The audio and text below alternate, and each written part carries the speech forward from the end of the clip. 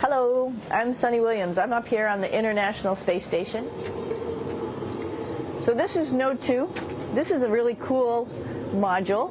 Of course, most of these modules you'll see they have 4 sides, and they're put together. That way we could sort of work on a flat plane, either a wall, a floor, another wall, or the ceiling. But you know, again, all you have to do is turn yourself and your reference changes. The reason I'm bringing that up is because this is where 4 out of 6 of us sleep. And so people always ask about sleeping in space. Do you lie down? Are you in a bed? Not really, because it doesn't matter. You don't really have the sensation of lying down. You just sit in your sleeping bag. So here's one sleep station right here. I'm going in right now. You can follow me if you want. So I'm inside.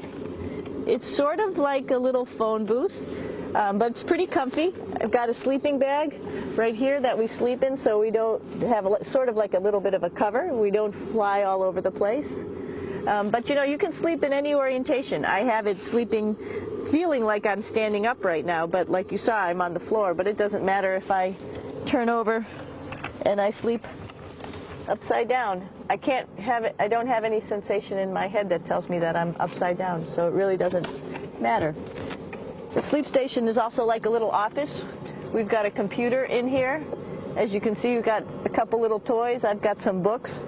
I've got some clothes and other things that make it sort of like home. I'm coming out. And just for reference, that's one sleep station. This one's another. Right here. There's one on the ceiling, if you want to call it. Right here. And then there's a 4th on the other wall over here. So all of us sleep in a little bit of a circle. All right, come on back. There's more to show you.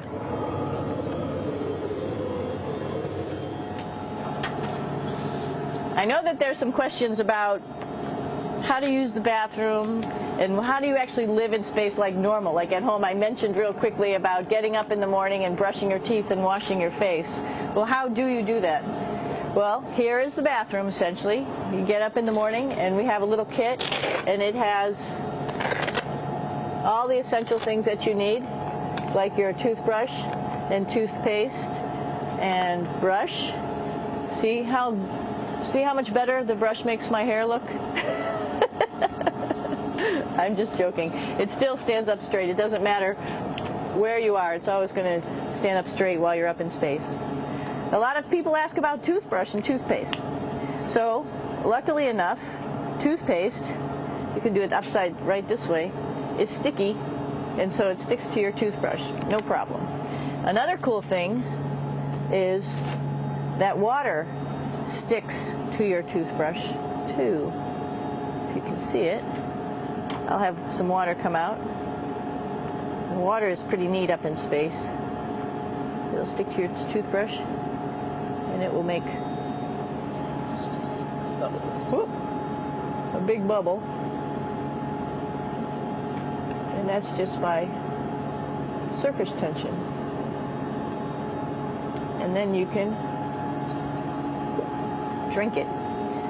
So a lot of people ask about what do you do with the toothpaste after you brush your teeth.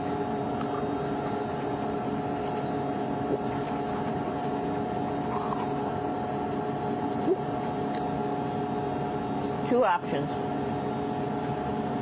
Swallow it, and it's sort of like mouthwash, but it tastes a little gross.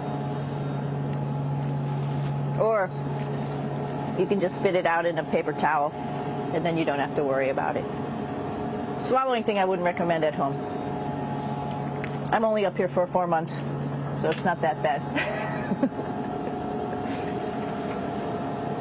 One of the most pressing questions about living in space, of course, is the bathroom. So let's take a look at that little piece of work. Come on in.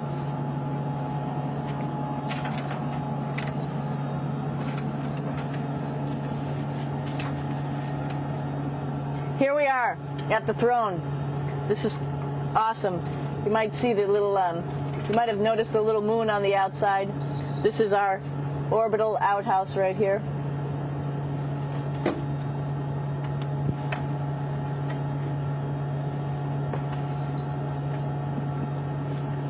And of course, it serves for two functions.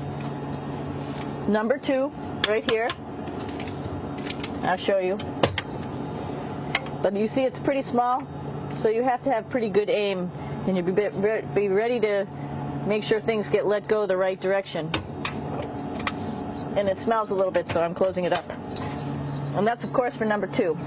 And this guy right here is for number 1. So they're sort of two slightly separate functions, but you can do a little, essentially both, by hanging on right here and doing number 1 and number 2.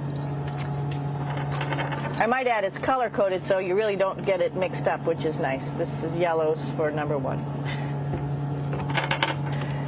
And also there's a selection of paper. People always ask about toilet paper. What do you do with toilet paper? What kind of toilet paper do you have?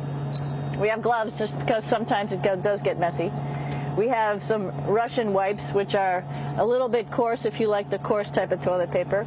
We have some nice tissues, which are nice and soft if you like soft toilet paper.